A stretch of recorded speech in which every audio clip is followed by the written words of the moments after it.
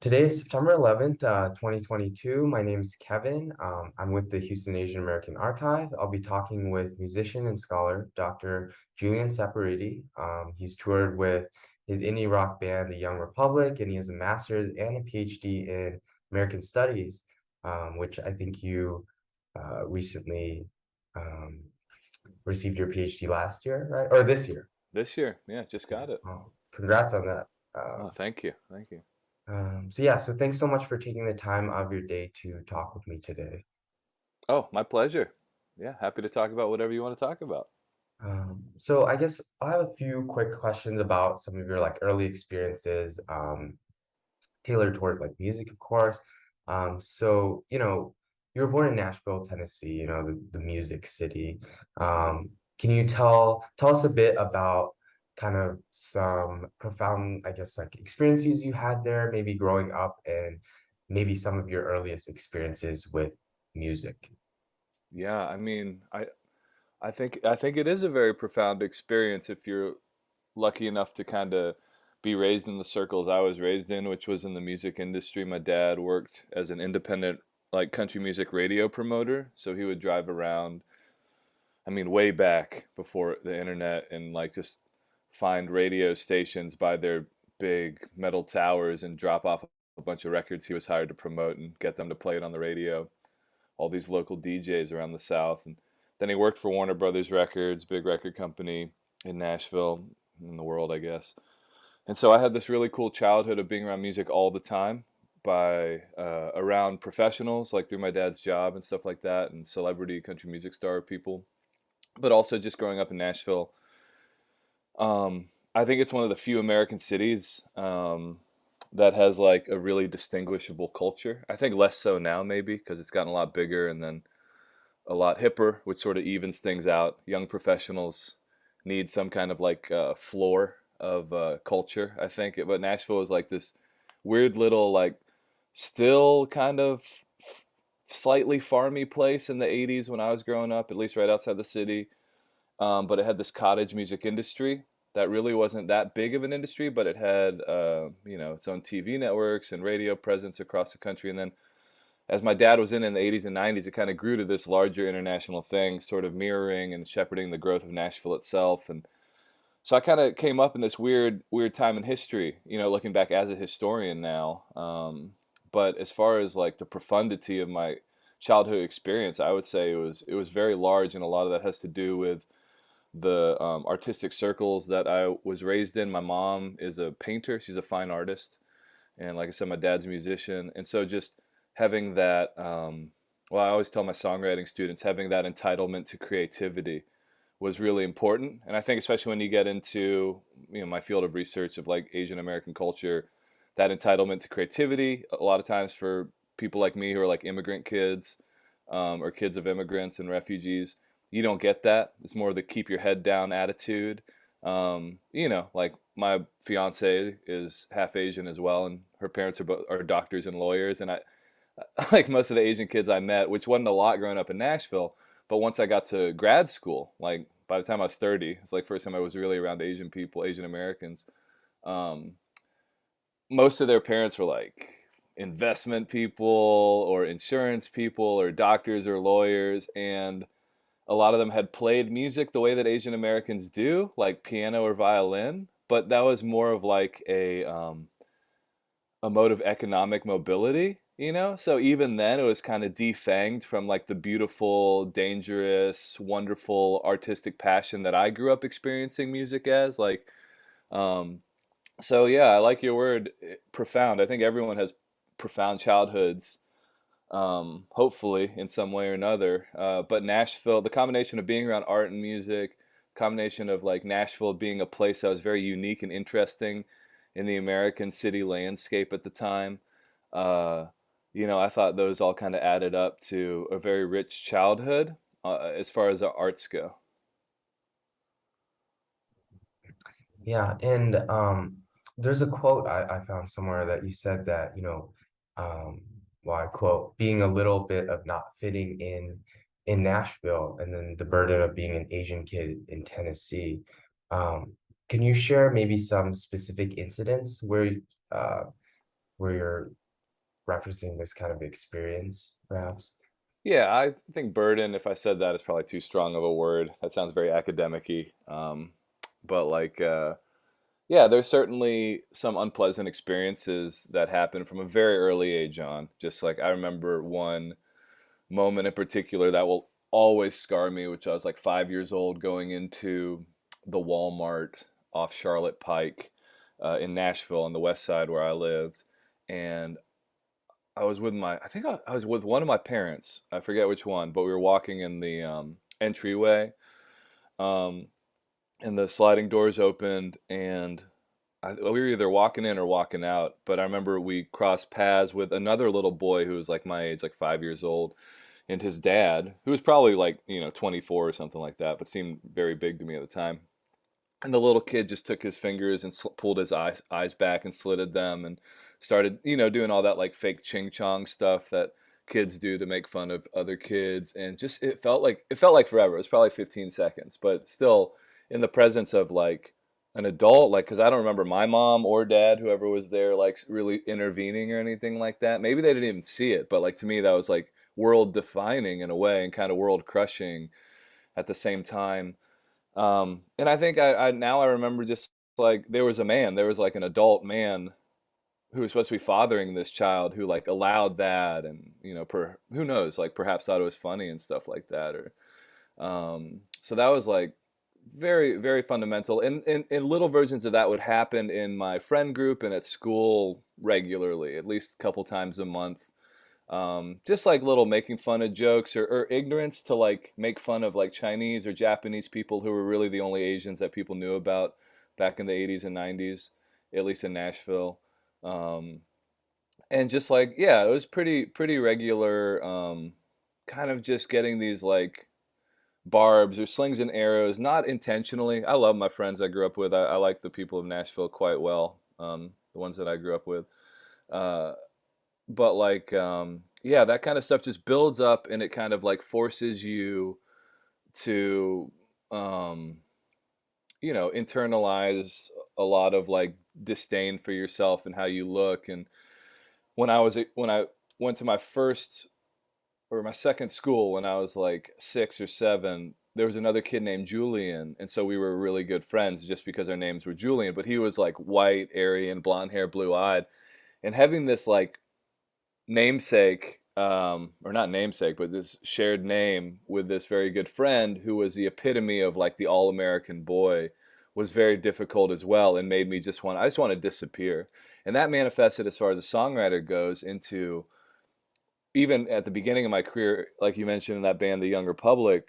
Um, all my songs were like white protagonists, even when they were from the first person. I never wrote myself the way I look, anyways, or that kind of experience of being different into those songs. And it was only till later in life where I sort of discovered a songwriting vein that actually went back and explored some of that stuff. But yeah, I mean, it wasn't the worst at all. I mean, I think a lot of what people call the anti-Asian hate thing, it kind of boggles my mind and flushes me a little bit these days, because um, that's what I grew up with. And it's not really new. And if you are an actual historian of Asian America like I am, you realize that things are not worse than they were in 1885 or 1924 or 1942 or all these different times in American history for Asian people.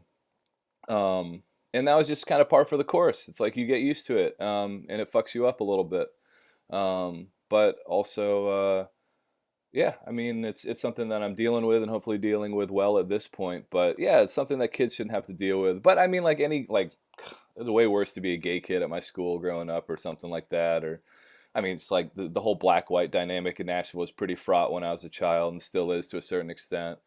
So it was just one of many people who weren't white country club kids, and certainly, at least for, I don't know, maybe speaking on behalf of some of the very small Asian American population that grew up in Nashville when I was a kid, like, yeah, it was a little keep your head down. I got into a couple fist fights, I think, that were predicated upon my race and stuff like that. And the worst incident was absolutely, I was driving, this is older, I was in high school or middle school, I think, driving with my mom, I think in our Volvo station wagon on White Bridge Road, just off West End, also on the west side of town.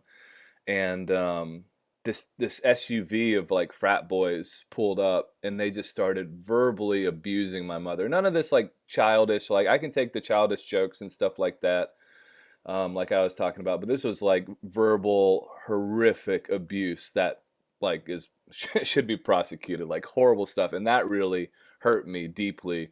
And I think back now and just think back, like I should have said something. Like I know my mom called their school, like maybe they went to Vanderbilt or Belmont or something like that. Might have even been high schoolers, I don't know. But off now, it would be probably a huge deal. But like, yeah, so that kind of, yeah, I don't want to overplay it and be like this horribly traumatic experience, especially being the son of someone who lived through actual war and actual trauma and things like this. Because it wasn't that. It was a tough time occasionally, like I said, maybe once a month growing up, and something that no kid should have to deal with. But that was the time we lived in, and so that's what it was. hmm And you mentioned how, I feel like for some Asian kids, like growing up, in like whatever, like a predominantly white school or like white high school in this like educational system, like you'll internalize these things about like being Asian or, Asian American. And then how, in your songwriting, the protagonist was like, always like white or whatever. And then later on, like in retrospect, you kind of um, look back and then kind of strayed away from that. So like at what point did you first realize that, okay, like it's not bad to be like Asian or to think in this like, or to like, encompass your background or your own ethnic heritage? Yeah, I think two things happened. One, time progressed, and I became so that's one thing. Just time moved on, and so we usually get more progressive about ideas of race, at least over the 20th century. So growing up, like being born in the 80s, growing up in the 90s is very different if someone is born in the like 2010s and is growing up this decade. Like night and day, even in Nashville, even in Houston, even in some of these southern cities and stuff like that.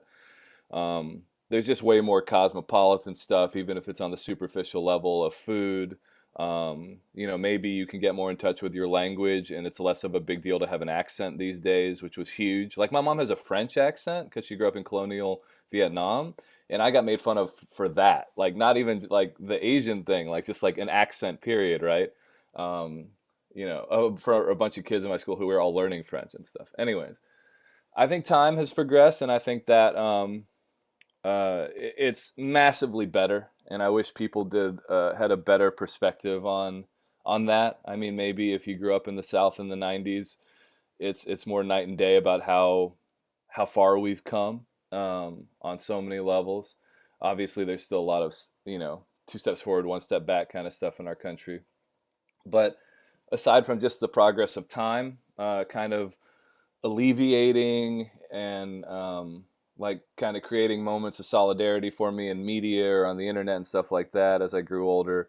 Location and specifically moving to an academic space was very helpful because I had never really gone to a proper. I was always a musician first. I went to music college in Boston, Berklee College Music. Really good school, but not a good, like, well rounded education. So I didn't have any like humanities classes, intro to ethnic studies, certainly no Asian American history. Growing up in Nashville, like I said, I personally knew like some kids in my high school who were Asian, more Mid East and South Asian. One Korean girl I liked, I forget her name now, who I was friends with. Um, but that was like it. It was like maybe a handful, and I always wanted to distance myself from any kind of social interaction with Asian people because of those formative experiences when I was a child. Of like, I need to keep my head down, so if I'm hanging around these other people, I'm just going to get more flack for it, right? And that was a real bummer. I never really had any good Asian friends, or my a couple black friends because of like playing on basketball teams and stuff as a young kid. But um, yeah, just mostly hung out with like white kids. So location added on to just the progress of time was really important. I eventually went to graduate school, of all places in Wyoming. It's one of the whitest states in the country. But that's really where I joke around. I tell people I became Asian American because of my studies. I studied the internment camps, or people call them Japanese American incarceration camps now. The one up in Wyoming called Heart Mountain, which I've done a lot of research on. Got it like into studying that culture. That was a really like juicy, interesting topic as a historian, also very moving as a Wyomingite. Then also like there's this Chinese massacre in 1885 I studied a lot called Rock Springs out in western Wyoming. And I made pilgrimages to these places, and it was sort of like going back in time through history to get at the roots of like some of these earlier. I mean, Asians have been here in the Americas since the 1500s, 1600s, but like as far as they teach Asian American history, it kind of starts with the Chinese in the 1800s and going back in time through books, grad school and books and history, and then through conferences, meeting Asian American like so-called activists kind of stuff. That was really informative, and that kind of like helped open up my eyes to, I guess, like, yeah, like a sense of like you don't have to fear who you are. I'm not necessarily proud of who I am because of how I look in any regard of being a man or being Asian or anything like that. I'm not sure pride and like those kind of features is where it's at, but I'm kind of a Buddhist, so maybe that's where that comes from.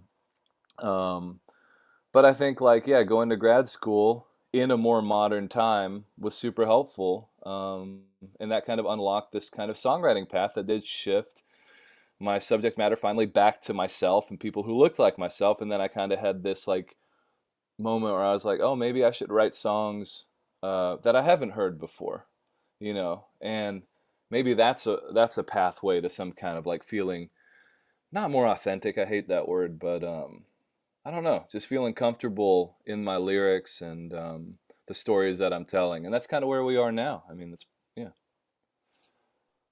You mentioned, moving to this like academic space, and that kind of was pivotal in that journey.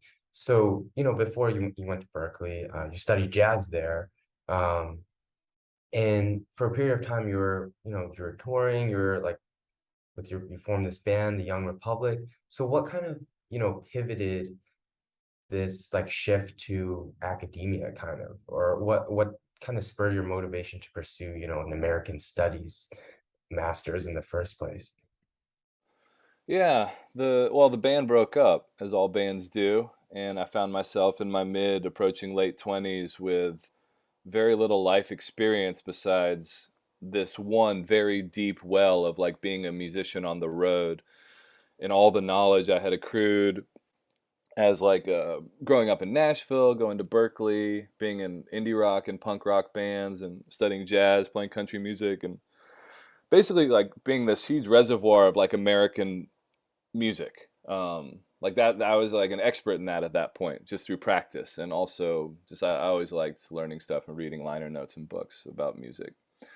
Um, but I was back in Nashville 2010. 2010 is when the Young Republic broke up. I was back in Nashville living in our recording studio that we had built with record company money, which was like a detached studio on my parents' property. So basically, living at home. It was very sad.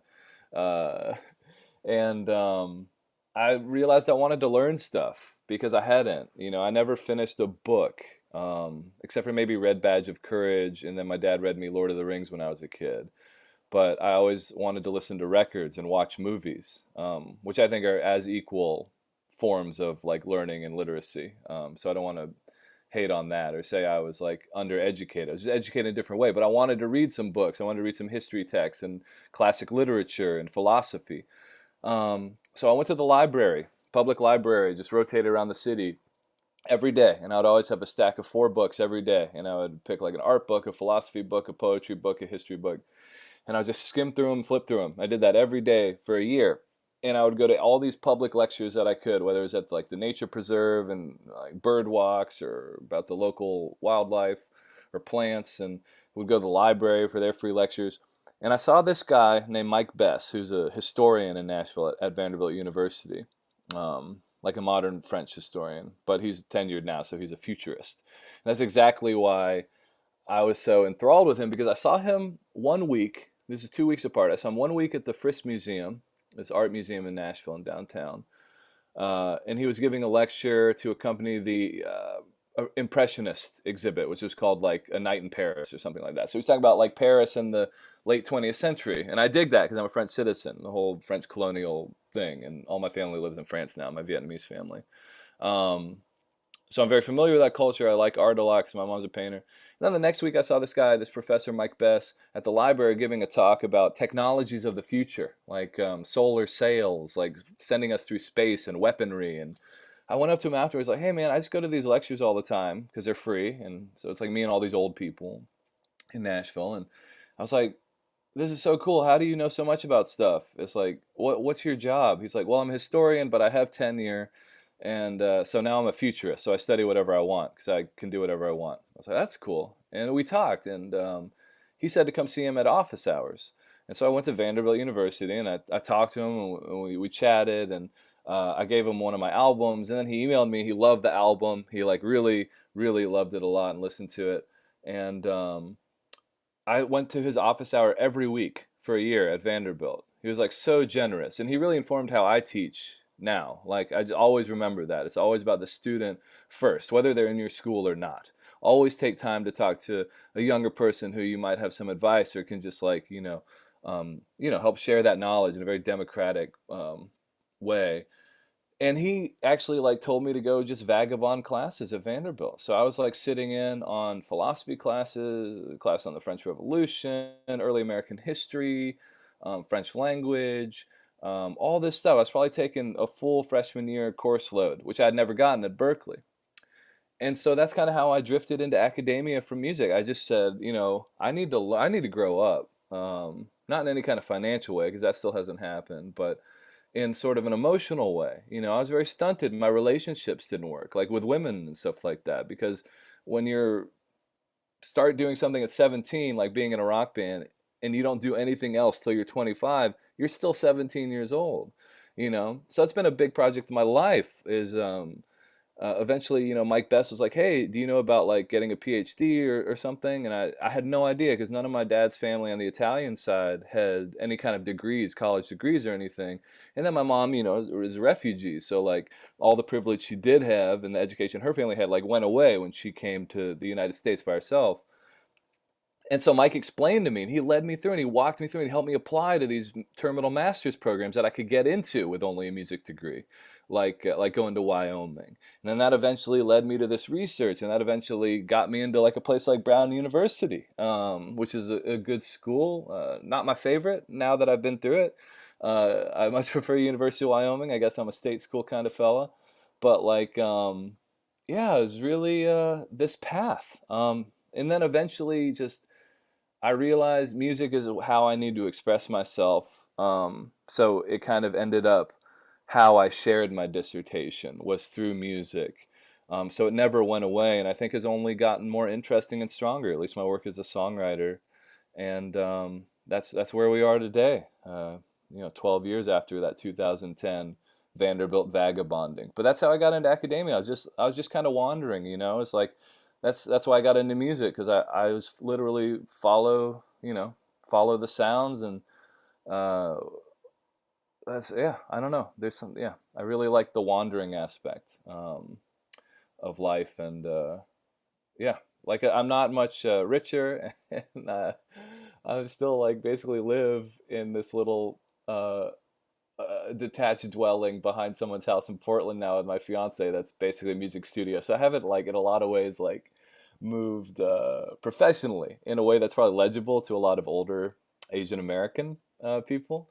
But man, I've learned so much in the last decade, and it's nice to be able to share it now. And going back to the songwriting to put it into my songs and have those worlds kind of finally coalesce. It's quite the journey, quite the journey. Oh, you got no idea, brother. You got no idea.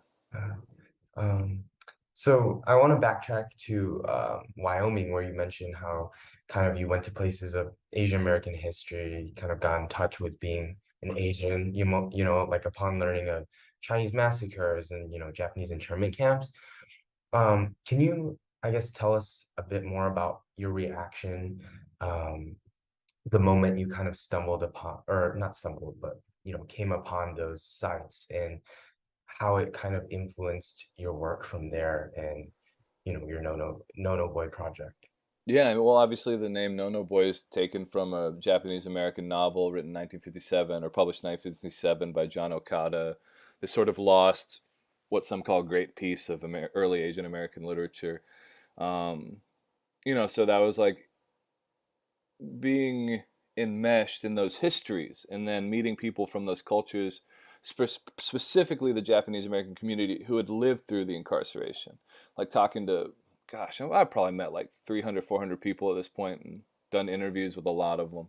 Um, it was like a safer way to get into my family's history. Um, because like the reason my mom came to the U.S. is in part because during the Tet Offensive, like she was in a house where her grandfather was assassinated. Um, he was like a politician in South Vietnam, and he got blown up by a grenade. And my mom was there. Like that's what I mean by the real trauma. Like some kid slanting his eyes at me. Like I can deal with that. Like it sucks. It's not cool. I don't want to like give that a pass, but it's like that's the real stuff.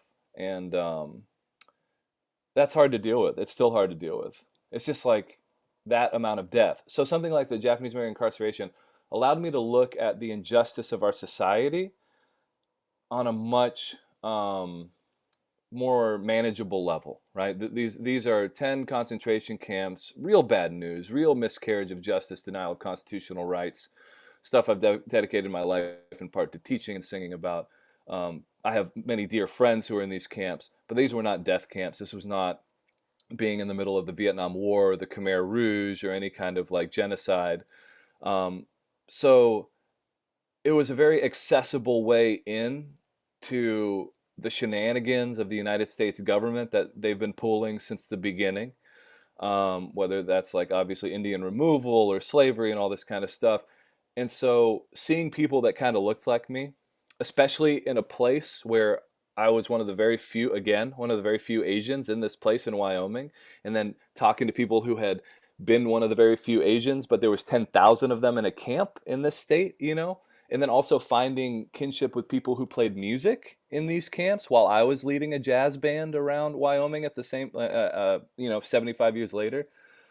I just found this kind of connection, more through vocation and being a musician again, than my race or the way my eyes look. But there is something about, what it's like to be an Asian dude in Wyoming, except for I didn't have to live in a concentration camp or a mining camp or this Chinatown that was razed to the ground.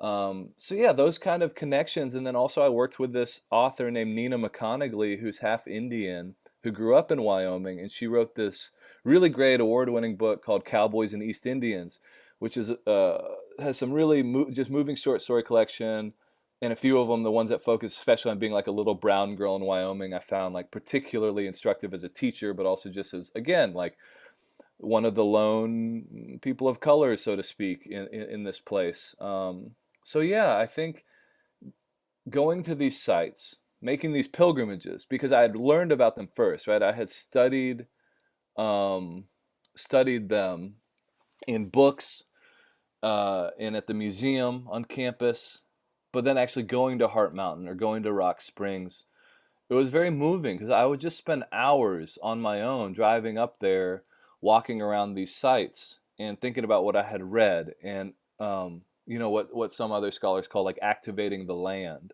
knowing these histories and then yeah, that just rubbed off on me, and then it kind of, that you internalize it as an artist when it creeps into your work, and so yeah, that place, Heart Mountain, that place, Rock Springs, reading Nina's book, talking to my friend Lu Ling, who was a half Chinese master's student at Wyoming at the time, great writer. Um, those are very formative Asian American experiences. And also the kind of Asian America that I identify with. It's like, I get lumped in a lot of times, I guess because of my music or whatever. Um, with Asian American, like capital Asian American, which is largely defined by, I'm sure as you're well aware, this 1970s movement of mostly East Asian, college educated, multi generational Asian American families who are pretty well off, who use the Vietnam War, who use my country's war as like a rallying point without actually knowing any of these people. Um, And that kind of strain has become the dominant narrative as far as how we teach Asian American studies, my field, and how we sort of define ourselves and all these like. But that West Coast Asian stuff makes no sense to me. I didn't grow up with that. I grew up as one of these island in the middle of the country Asians, and those are the people who I find community and solidarity with. So historically, when I talk to these people who, like my friend Jim Mizuta went to Heart Mountain as a teenager and was 15 and did judo and stuff like that. He eventually moved to Eastern Oregon, a real rednecky place called Ontario, or he lives in Vail. He's an onion farmer. Is one of my favorite people is a Mizuta family, this kind of middle of the country in this like small Asian American community of onion farmers, a lot of whom are like Trump supporters, very similar to how I grew up, like much more politically diverse. Um, and I identify with that a lot more, just kind of having to be in the middle and having to negotiate that as opposed to having um, everyone's in the same echo chamber all the time. So I think like that is where I found a solidarity was through the history of these miners and these people who are stuck in these camps, but like middle Americans truly, again, who are dealing with real actual trauma, and stuff like that. But I still found like connection. Yeah. And you mentioned, this like real, like actual trauma. Does that ever impose any challenges on you to like think through these things or work through these things? And I guess that leads me to, I guess, another question, like what sorts of challenges do you run to, I guess, like frequently in your like academic studies or your project or your music, especially with these topics? Are you asking like just the heaviness of these topics? Is it difficult to deal with as an artist and an academic, like just immersing yourself in them? Yeah, exactly. Do you ever get, I guess, lost in this trauma? Does it ever kind of like um take you away from, I guess, like your end goals? Like, is it hard to deal with ever?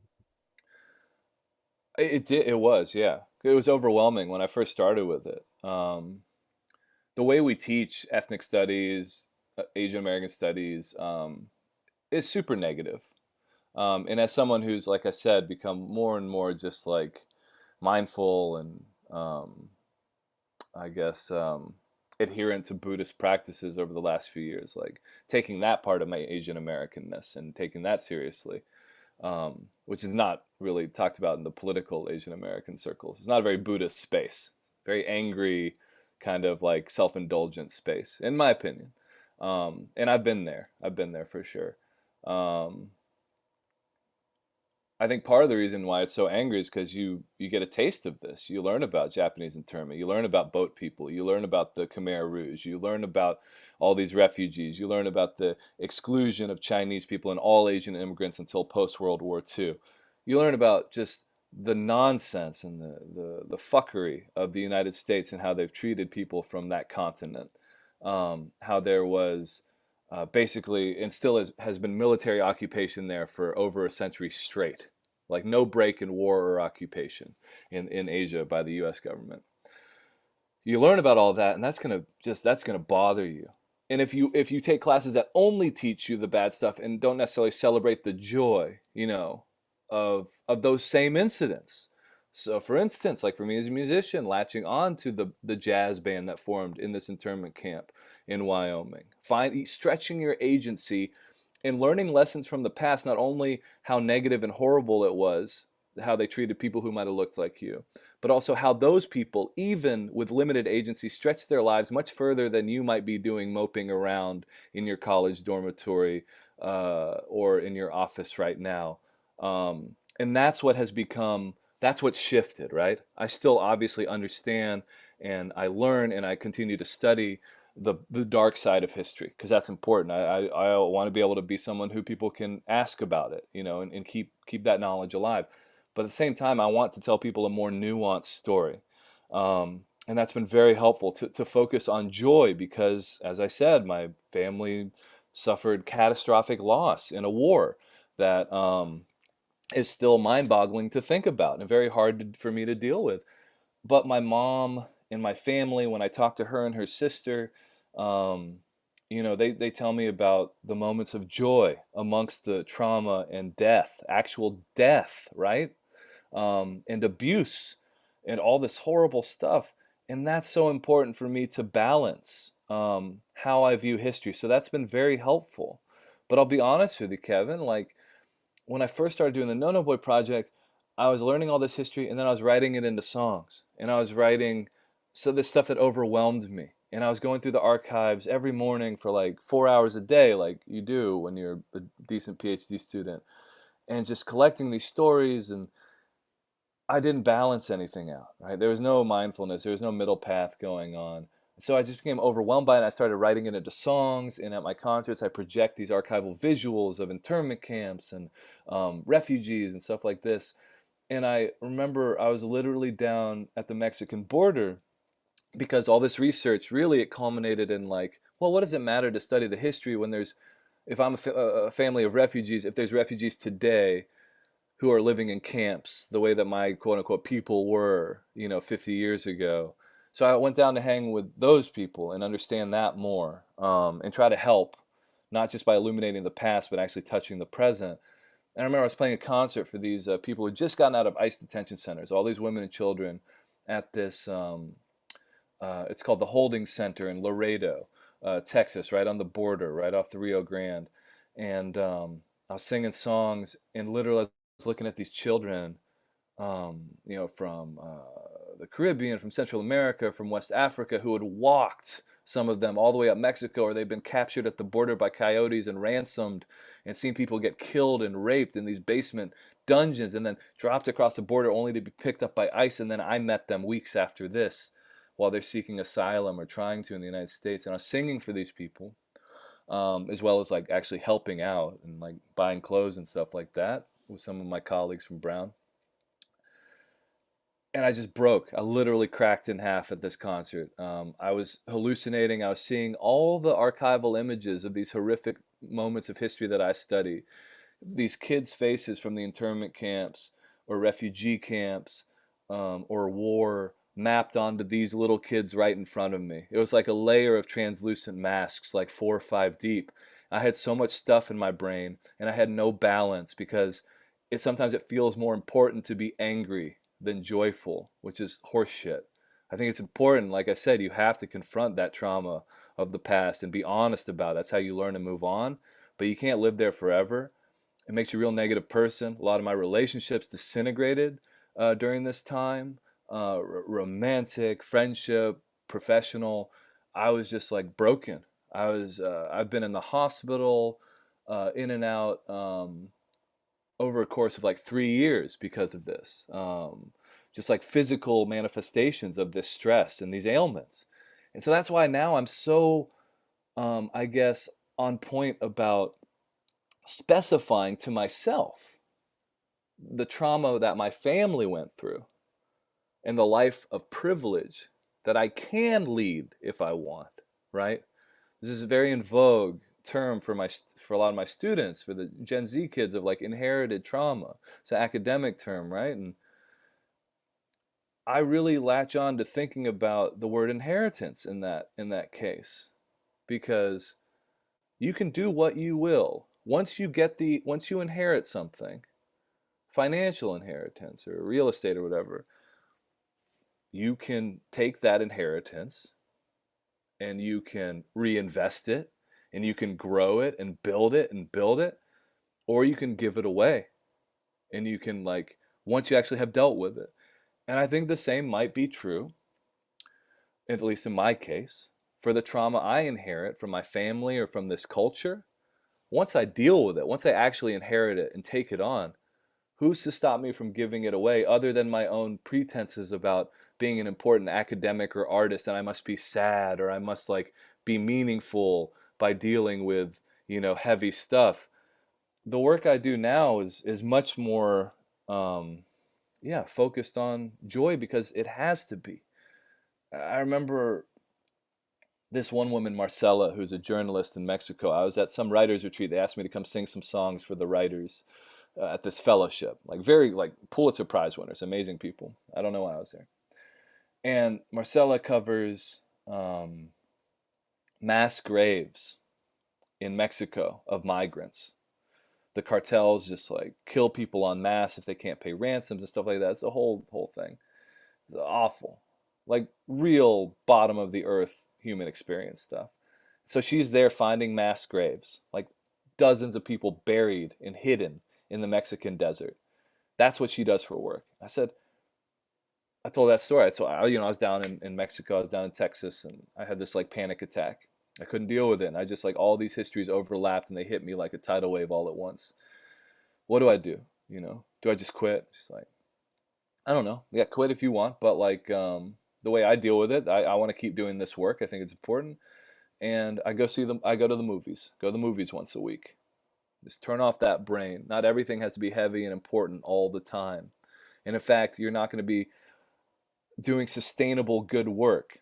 This is why all the hippies became yuppies, and the baby boomers sold out because like they had all these great intentions, much like these Gen Z kids, like, and they were angry and they had like had their fist in the air and whatever, and then they all became capitalists because life's fucking hard and you can't just be a revolutionary hardcore all the time, especially when you have privilege as an option, like most of those activists do in America, myself included. And so I've tried to lean in more to like, okay, would I be better served screaming into the echo chamber of my fellow liberal academic artist friends, or would I be better served going to the forest and playing some music and appreciating the companionship of the love of my life who I get to live with, or seeing my family?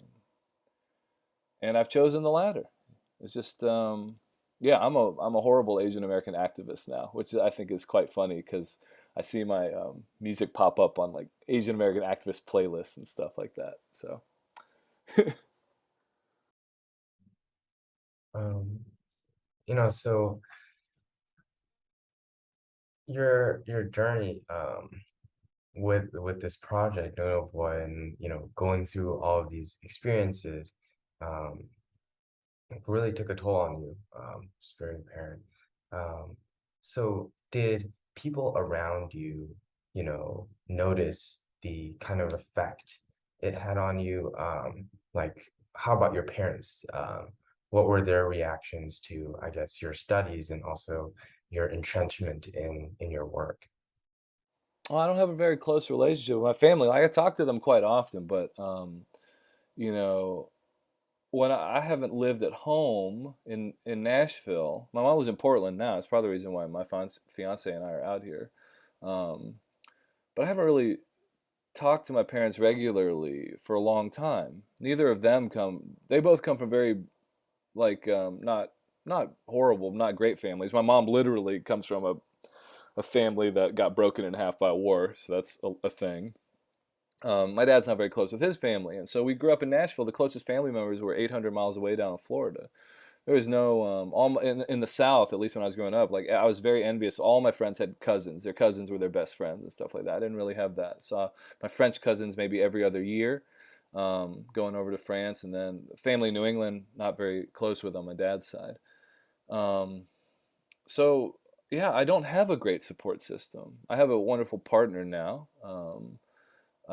But while I was starting this project, I was like in a very bad relationship, which I would attribute to myself as much as this other person. Relationships are very hard. I'm sure you know this. It's a very difficult thing to be human and try to live with other people. At least for me, but maybe that's because I'm like a weird artist person. So I did not really have a place. I talked to some therapists, but it really wasn't until um, I think those trips to Mexico, which is what I was doing the year before the pandemic, really straightened me out a lot to see again people really going through it. And I remember coming back to Providence after one spring break where me and some of my boys from Brown were down at the border helping out, or just observing. And my buddy Juan, who was doing his PhD with us at the time, we were at the train station. I remember him saying like, how do we go back? How do we go back to this university after like when there's so many people down there who need help? Like, what is the point of all this? I don't know if it's related, but he's in the Air Force now. He wanted a life of service. Um, Not necessarily the life of service I would choose, but I love the kid and I would support him. I do support him. But that's kind of how I felt. I don't know. I got straightened out by that. It's hard to go back to seminars and chandeliered ballrooms at the Hilton in whatever city for your academic conference and argue with people about the plight of marginalized people while you eat finger foods at the reception and not think about like, oh, I saw some people like living in tents for a year at the Mexican border, like just and got to know them and made friends with some of them. It's like that straightened me out a lot. It put things in perspective. Um, Sobered me up about the whole activism thing quite a bit.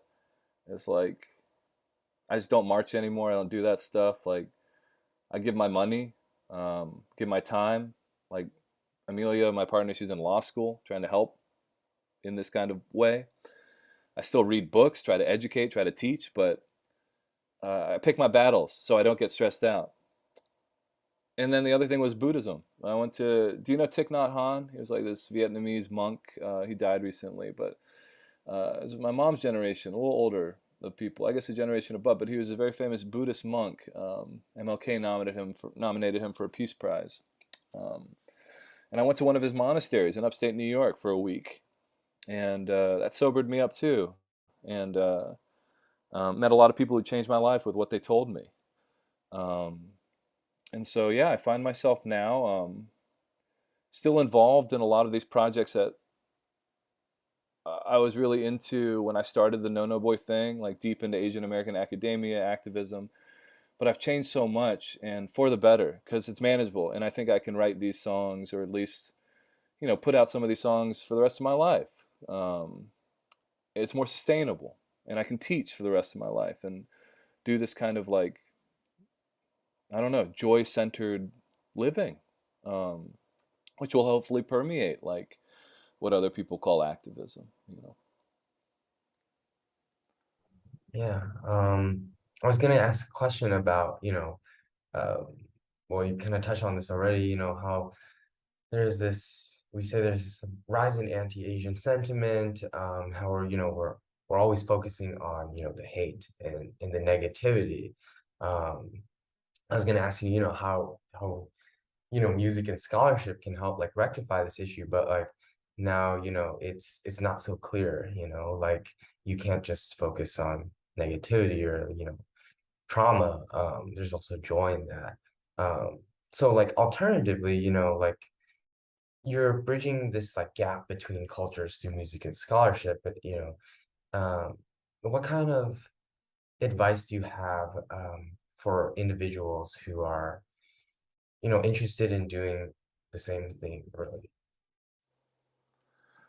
People who want to make sad, depressing music, like, Or like specifically, who do you want me to give advice to? Like, what's the project? I guess just um, you Like know, using history to inform art, or like, yeah, spreading yeah, awareness. exactly. Using music to inform history or, Yeah, history. yeah. I mean, for one, make sure your art is really good, or at least I don't know if my art's good, but it's the best that it can be, because I've practiced for a long time. Don't position your subject matter first before the craft isn't there to really do it justice, I guess. I feel like I get lumped in with a lot of this representational or activist art, and I can't stand most of it because most of it is about like it's hollow, it's shallow, and I feel like the skill is not there a lot of times. It's not about the art first, it's about the message.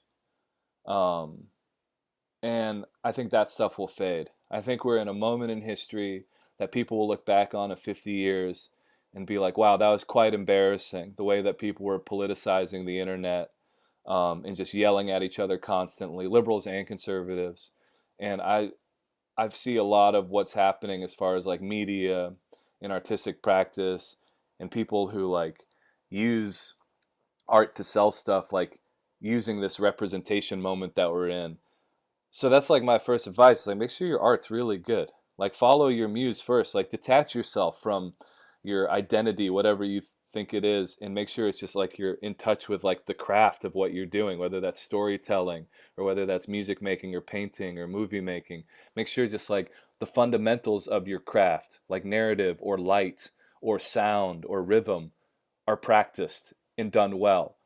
And then apply that to these very important stories that have not been told from maybe your community or other communities that you study, or like in my case digging up oral histories to then share in a way that more people will hear them than just digging through an archive and stuff like that. But I think like craft has to come first, and I can't stress that enough. I can't tell you how many like performance art pieces I've seen of like some sophomore in college behind barbed wire, you know, and that's supposed to mean something, but it's just like you read like a book, and maybe you're Japanese, or maybe you're like from another marginalized community, and but really you're just a preppy college kid with a big ego and not enough craft. And it sounds very harsh, but that's like what I want to teach people. Make sure that whatever medium you're using, and this is all I do when I teach, I say you cannot write me a paper because I don't want to read it. I want you to create a final project that you would actually share with your friends. When you're doing that, engaging in that on a professional level, like I'm lucky enough to, I really want people to not just like I have the dishonor of being diversity wallpaper a lot. So like white people at a museum gallery or a college will need something for Asian American month. So they Google Asian American music or something like that. And maybe I come up, and then they hire me without ever really listening to my fucking shit. And it sucks. I take the gig because I need the money to pay my bills and maybe help out some people and stuff, but it stinks. And a lot of the academic industry right now, music industry, a lot of people are getting gigs like myself because of that. Uh, and I guess like if I have that opportunity, I want to make sure that like the music speaks for itself and it's just good on its own, regardless of this moment of like diversity representation that we're in, um, which hopefully becomes just like not even an afterthought in the future. It's just we're there. But also, I want it to be well researched on the other hand, right? So I want the music to be very good, but then I also want it to be deeply researched. So it's like taking both parts of the equation very seriously, and again, balancing those things, making sure that the craft is as good as the research and the research is good as the craft, and both are done to the best of your ability. Because while I might, decry this diversity wallpaper stuff, that like a university will hire me regardless of my art just because of my face and my mom's story or something like that, which sucks on their part. There's also musicians who are very good, who I've worked with, who will just write a song and then slap a title on it about like, oh, this is about like, this horrible event, or this is like about like the patriarchy, or this is about like oh whatever buzzword, but the research isn't there, like the way that I've approached it and my colleagues approach it in academia, like knowing what deep research is, like what you're doing, collecting oral histories, like getting these human stories and piling them up. That's how you sit with the history and sit with the culture. I want more people who, I want more archivists, to be involved in making art and writing books and things like this and making movies, because um, yeah, but it's that blending of the two that is so important to me. Um, and it's balancing both and making sure that you're not just have an interesting project that like will get in a museum gallery because of the subject matter, but also because the art is excellent and unimpeachable and well past the time of the moment that we're in. People will still like it because of the form. And likewise, these great artists who want to get in on the like, oh, I feel something right now, do a little more research. Go to an oral history archive and sit for a week and just dig and listen and then do your art. Does that make sense? Yeah, yeah, it makes sense. I feel like you keep bringing up this like recurring like theme of, balance and also not like just jumping the gun, really, going deep and digging deep, um, and mastering craft before, Yeah, I mean, it's all yeah, very Asian. Like if you go to yeah, like the real stuff, right? Like going back across the ocean, like all that Buddhism stuff, all that practice stuff, all that like, I mean, a lot of my biggest influences are these like wild Chinese lunatic monks who like roamed like Han Shan. All these dudes who wrote like, poetry scrawled on mountainsides. Like, I don't know, like that's going deep. That's like really knowing your stuff and like literally walking a path. So yeah, I mean, balance. I find it, I'm always very reflexive, and I think about how 5, 6 years ago when I was in the throes of like being an early academic and an angry academic, and like Mhm. I've got to be angry to like prove a point or to get like people to accept my paper to a conference or get likes on social media. That stuff just doesn't float with me anymore. Like I find it so embarrassing. Um, there's I think we waste our energy so much. There's better ways to create the change in society that we should and ought to aim to create. And but it's hard to let go of that again because like, you know, so much of it is just marketing and media and like feeling important. Maybe not even to other people, but to yourself. And I am a little bit scared. It's like with my new attitude, it's like I'll just float away. But I think that's the point of Buddhism, so maybe that's a good thing. Mhm. You mentioned, this like angry, scholar, like academic. Um, I guess like one last quick question I have is there snobbery in, I guess, your academic field of study as well? Did you ever face that, or is it, because I know that's present in a lot of other fields. Hmm. Maybe. I mean, coming to academia from a unclassically educated family and from the South, which I don't find many other Southerners in like Ivy League PhD programs for some reason. Yeah. Um, and Also having a whole different career that I define myself by. Like I am much more of a musician than academic. Academics Yeah. are a means to an end of just learning stuff. It's not a profession for me. I like to teach, but it's like my soul is that of a musician. But I'm very happy for academia to have educated my head. I don't know about the snobbery. I found people pretty cool. It was the angry people, myself Mhm. included, that I look back on with embarrassment and disdain. And I think they're sort of growing in the ranks as this new generation comes up, and that's all they know. And just constant negative feedback through their social media, and everything's a thing all the time. And there's not enough time to be calm and think and disagree and hear people out and let people learn from mistakes. I mean, again, like I said, you asked about my awkward path from musician to academic. So much of that was having space, giving myself space to learn and to undo a lot of the negativity that had either been done to me, like I said, as a child through racial stuff or growing up in a patriarchy, growing up in a homophobic society, especially down south.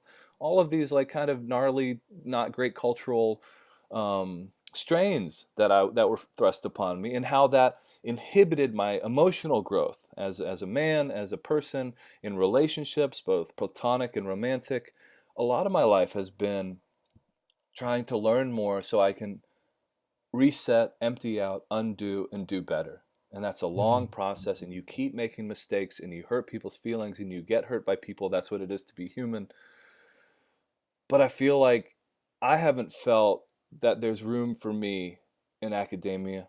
I still teach occasionally. I'm teaching an online course for Wyoming just because I love that university, and no one else will teach an Asian American Studies course. It's the one Asian American Studies course at the whole university. And the person who started it last year quit. So they were like, if you don't teach it, it's not going to happen. So I always want to teach. But as far as like my issues with academia, it's not snobbery. Like, I'm sure that's there, but I think to be affected by snobs, you have to really take them seriously, and I just don't take academics as seriously because I'm not an academic. I'm a musician. Like the stress of writing a dissertation was really not that tough compared to making an album, for me, which I've done my whole adult life. And so I had already done projects like this that were this big and important. And so, yeah, snobs, like, I'm sorry, it sounds like maybe you've had to deal with some in your field, and that sucks. But like, it's more of just I just want us all to calm down. I think sometimes it's very righteous and cathartic to be very angry, but it's not a space I feel safe in, ironically, right Mhm. now. Yeah. So I'll do my little music meditation thing and try to, I don't know, help people here in Portland, or wherever I go, and yeah, Um, yeah, thanks so much for sharing. That's all I have. Um, absolutely, Kevin. Thanks so much for doing this. I appreciate like teachers, historians, archivists, people who do oral histories. Like that's how I built all this repertoire of songs that I now get to share with people. And I can't thank people like y'all enough for, collecting this material. Um, and yeah, it's deeply important, you know, uh, it's deeply important what you're doing. So I appreciate you taking the time to talk. And I don't know if I helped in any way, if someone will listen to this and find anything good, but yeah, pleasure to talk to you.